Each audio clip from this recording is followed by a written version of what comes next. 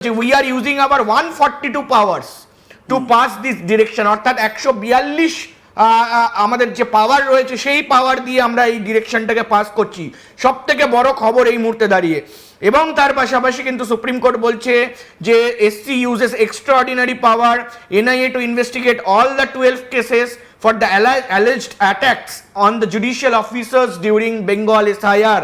স্পষ্ট ভাষায় কিন্তু সুপ্রিম কোর্ট রায় দিল NIA to periodically submit status report of investigation before Supreme Court এবং স্পেশাল এনআইএ কোর্ট এই মুহূর্তে কলকাতা হাইকোর্টে বসানো হবে।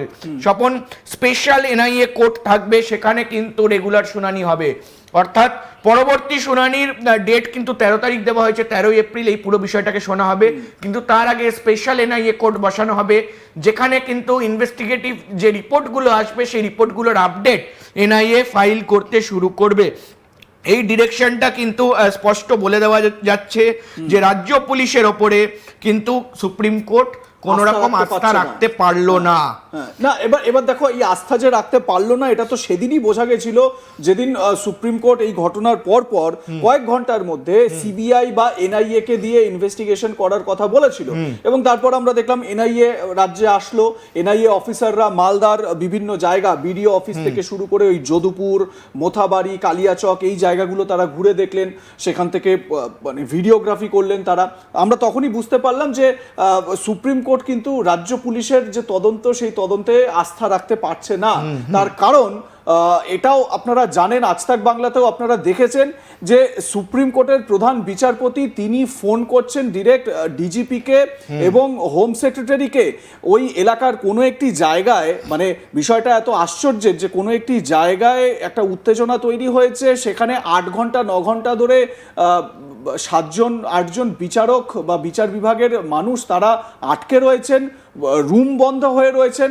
আমি বিচারক বা জুডিশিয়াল অফিসারদের কথা বাদ দিলাম, যদি 7-8 জন সাধারণ মানুষও সেই রুম বন্ধ হয়ে আটকে থাকেন, তাহলেও তো এটা মানে লনেসনেসের একটা মানে কি বলবো, মানে এখানে ল নেই, আইনের প্রতিষ্ঠা নেই, এইরকম বিষয়টাকে সামনে আনে। আমি ঠিক এই জায়গা থেকেই একটু শেখ সেলিম সাহেবের কাছে যাব। দুটো বিষয় আমাদের ভিউয়ার যারা, তাদেরকে এই বিষয়টা একটু পরিষ্কার করে দিই।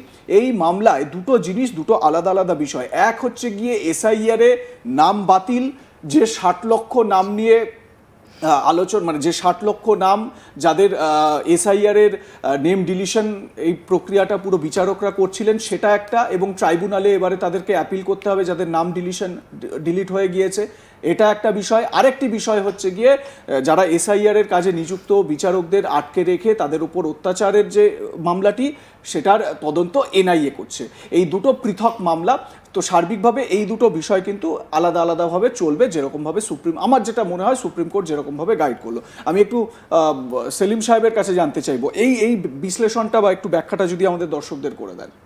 আপনি একদমই ঠিক বলছেন, দুটো আলাদা বিষয় অলরেডি সুপ্রিম কোর্ট সেটা বুঝিয়ে দিয়েছেন। এক হচ্ছে পশ্চিমবঙ্গে এসআইআর প্রসেস চলছে এবং এসআইআর প্রসেসটা অলমোস্ট সুপ্রিম কোর্ট গাইড করছে এবং মনিটর করছে, এবং টাইম টু টাইম কিভাবে এসআইআর প্রসেসে ইলেকশন কমিশনের কতটা ফাংশন, জুডিশিয়াল অফিসাররা কতটা ফাংশন, এবং যেখানে নাম ডিলিট হবে সেখানে অলরেডি ট্রাইব্যুনাল গঠন করে নিয়েছে এবং ট্রাইব্যুনালে চলে যেতে হবে। শুধু ওইখানে একটা জায়গা আমাদের এখনো ওই প্রশ্নের উত্তর আসেনি বা সুপ্রিম কোর্টও সামনের দিনে দেবে, যে ট্রাইব্যুনালে কি সমস্ত বিচার হয়ে তাদের চলে আসবে যখন ফাইনাল রেজাল্ট, তখন কি ভোটটা হবে নাকি তাদেরকে বাদ রেখে ভোট হবে, নাম্বার 1।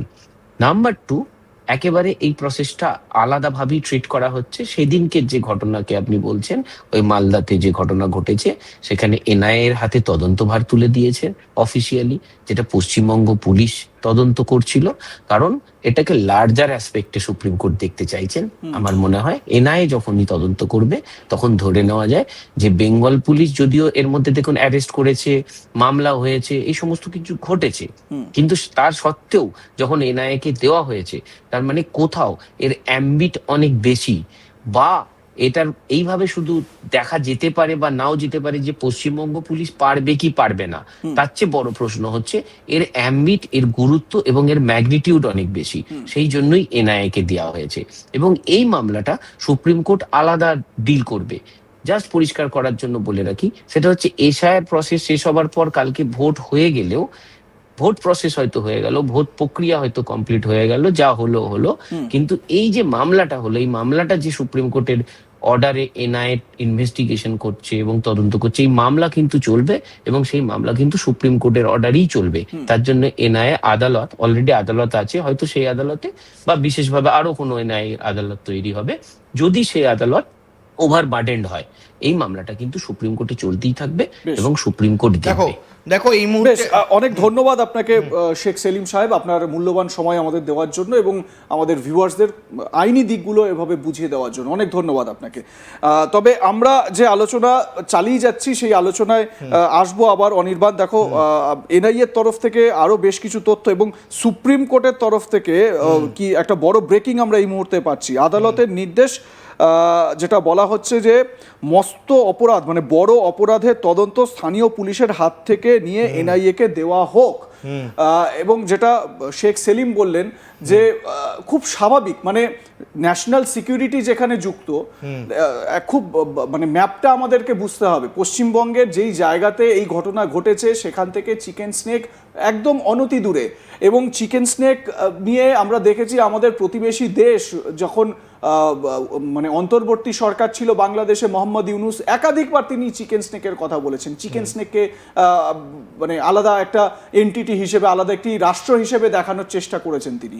তো সেই জায়গা থেকে দেশের কোনো একটি সেন্সিটিভ জায়গা, কোনো একটি সেন্সিটিভ জোনকে যদি সেইখানে যদি এই রকমের একটা উত্তেজনা তৈরি হয়, তাহলে সেক্ষেত্রে এনআইএ এর মতন সংস্থারই সেই তদন্তটা করা উচিত। এনআইএ এরই সেই ক্যাপাবিলিটি রয়েছে একেবারে। এবং সুপ্রিম কোর্ট তার পাশাপাশি বলেছে যে যারা এই মুহূর্তে গ্রেফতার হয়েছেন তারা কিন্তু এই মুহূর্তে পুলিশ কাস্টাডিতে রয়েছে, যেমনটা পশ্চিমবঙ্গ পুলিশের তরফ থেকে জানানো হয়েছে, এবং এই তাদের কাস্টাডিটাকে হ্যান্ড ওভার করতে হবে এনআইএ এর ওপরে এবং সম্পূর্ণটা এনআইএ জিজ্ঞাসাবাদ করতে শুরু করবে, এমনটাই কিন্তু এই মুহূর্তে বলা হচ্ছে।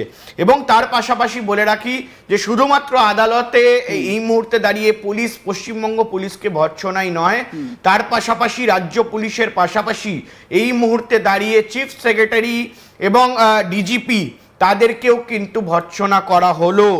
স্পষ্টত একেবারে প্রশ্ন করা হয়েছে, যা চিফ সেক্রেটারি এবং ডিজিপি দুজনকেই কিন্তু ভিডিও কনফারেন্সে থাকতে বলা হয়েছিল এই আদালতের শুনানি চলাকালীন, এবং স্পষ্টত আদালতের তরফ থেকে বলা হলো যে you don't coordinate with the ECI and administration, it's a failure of the office of the chief secretary and the DGP. What kind of credibility is this? The admin is playing politics. অর্থাৎ স্পষ্ট বলা হলো। আমি এইখানে ঠিক এই জায়গা থেকে একটা প্রশ্ন, চিফ সেক্রেটারি ও বাংলার ডিজিপি উকিল বলছে আমরা দুজনকে গ্রেপ্তার করেছি, এইটা বলা হচ্ছে। আদালতের নির্দেশ, সুপ্রিম কোর্টের নির্দেশ, সমস্ত কেস ডায়েরি নথি তুলে দিতে হবে এনআইএ কে। এবারে প্রশ্ন হচ্ছে সুপ্রিম কোর্টের যে অবজারভেশন, যে ভৎসনা ডিজিপি এবং চিফ সেক্রেটারিকে, এদেরকে তো দুদিন আগেই কমিশন পুরো যখন এমসিসি চালু হলো, মডেল কোড অফ কন্ডাক্ট চালু হওয়ার সঙ্গে সঙ্গে ইলেকশন কমিশন তো মানে বদল করেছে, রাত পেরোতে দেয়নি, তাদেরকে বদল করে দিয়েছে। একেবারেই তাই। এবং সেই জন্য কিন্তু এই মুহূর্তে প্রশ্ন ওঠে যে বদল করার পরেও কিন্তু চিফ সেক্রেটারি বা ডিজিপি তাদের এই ধরনের রোল কেন?